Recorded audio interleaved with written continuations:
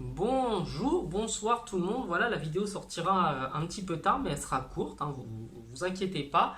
L'équipe a encore une fois, pour moi, abusé. Donc je vous mettrai sûrement la une dans le montage pour que vous compreniez. Ils ont titré comme en 18 pour rappeler la victoire de l'équipe de France face à l'Allemagne. Et le comme en 18, évidemment, qui sous-entend la victoire de la France contre l'Allemagne pendant la guerre de 14-18.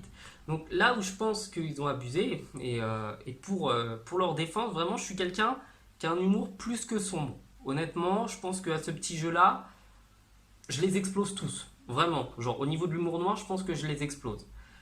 Mais, quand je fais des blagues d'humour noir, j'engage ma personne. C'est moi que je représente et je représente personne d'autre.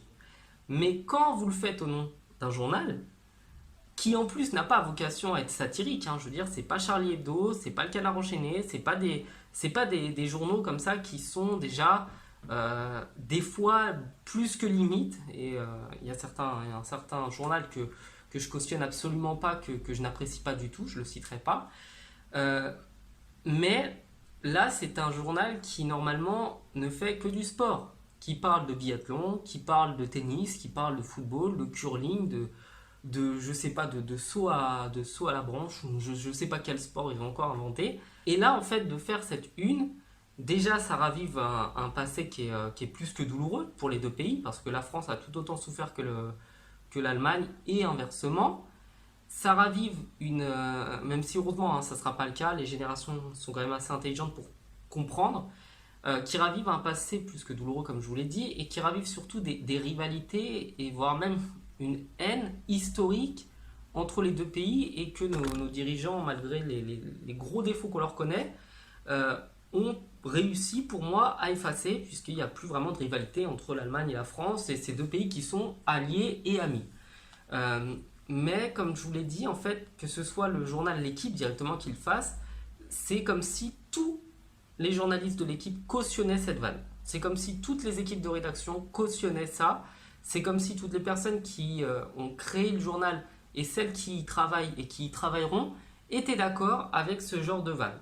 Vraiment, sincèrement, c'est exactement ça. Parce que quand une personnalité publique s'engage et prend la parole au nom de son institution, c'est toutes les personnes qui touchent de près ou de loin à l'institution dont on parle, au nom duquel on parle. Une de l'équipe, elle est plus que limite, elle aurait pas dû être publiée. Déjà, la vanne, elle est pas drôle. Pour commencer, elle est vraiment pas drôle.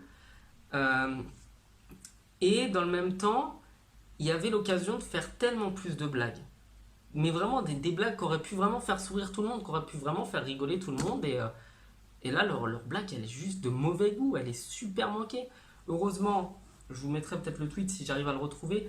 Il y a l'ambassadeur d'Allemagne en France qui a fait un tweet très humoristique dessus, en disant c'est vrai que c'était douloureux en 2018, l'élimination.